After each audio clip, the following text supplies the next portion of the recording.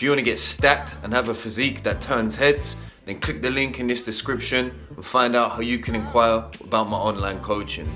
Now let's get to the video. If you want to build a large pair of shoulders, then start doing back supported shoulder pressing. For the last few months, I've been experimenting with the AD press as the primary press of my workouts. And I have to say, I regret not doing this exercise a lot sooner in my training career.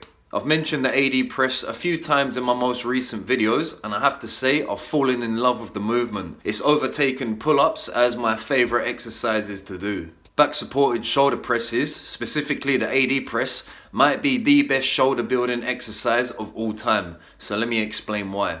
In a nutshell, when your body senses instability, your force output goes down as a safety mechanism.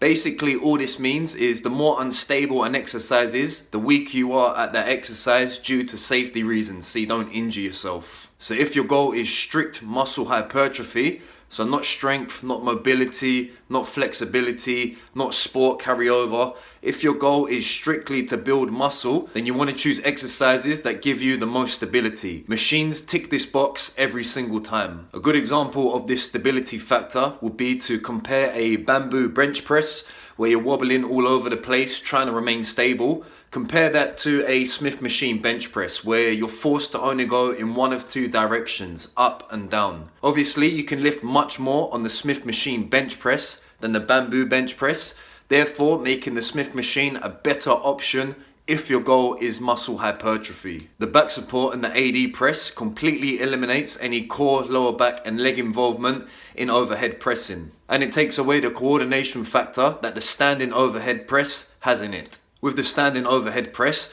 there's a certain level of rhythm to it. Obviously, when you press the bar, you have to push your head backwards as it goes past your face so you don't smack yourself in the chin. But the AD press completely eliminates this rhythm component to the lift. This places 100% of the stress on your shoulders, chest and triceps. It allows you to lift more weight and for more reps, making this variation much superior for building muscle than the standing variation. Performing the AD press on a Smith machine takes this exercise up another notch in terms of effectiveness. With the Smith machine, there's even less balance and coordination required as opposed to using a regular straight bar, and you can literally just brute force the weight up without thinking about the bar path or misgrooving the lift. The AD press, it does have a small amount of coordination, but when you do this on the Smith machine, all of that is completely gone. You literally just grip and rip, as they say. Therefore, making the Smith machine AD press the king of all shoulder builders. Now, what I've found personally with the AD press is progressive overload is a very smooth course with this exercise. There's virtually no learning component because it's not a complex movement at all. So you don't have to learn the technique for weeks and months at a time. You can literally jump into the exercise and start getting stronger week by week. And also, due to the minimal core and lower back and leg involvement in the lift, the bleed over effect that it will have on your other exercises is virtually none. With a standard overhead press, your whole body is engaged. So if you're going to failure and really straining on standing overhead presses, it can have a bleed over effect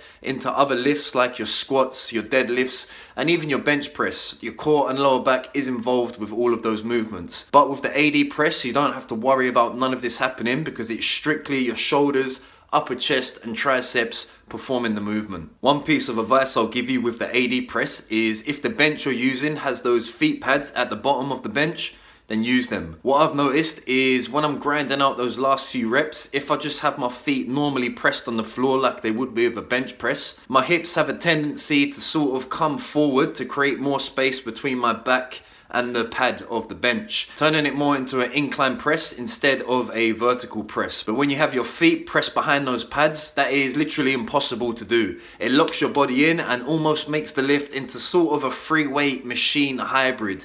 I can't really explain it, but give it a go and you'll understand what I mean. In terms of the angle the bench is at, it's not strictly up at 90 degrees.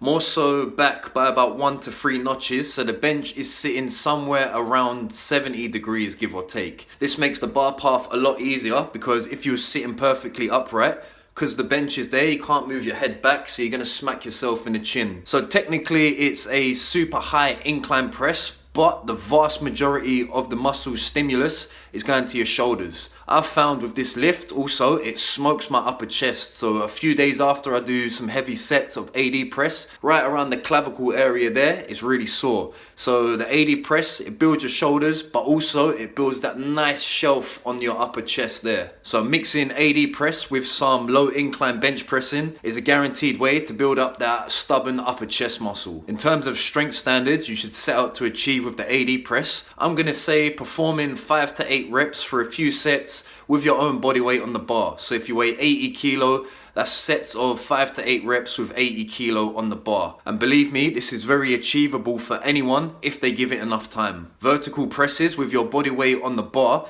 is a generic standard for people who want to develop their shoulders, and the AD press is no different. In my opinion, it's a lot easier to lift heavy weight on this, so you can even surpass your body weight if you give this lift enough time. So when you can rep out your own body weight on the bar for multiple sets, there's no doubt in my mind that you're going to have a large pair of boulder shoulders to show for it. And that's everything I have to say on the AD press. I would highly recommend everyone give this exercise a go. You might fall in love with it just like I did. So with all that being said, try it out for yourself and see you go from there. Until next time, peace.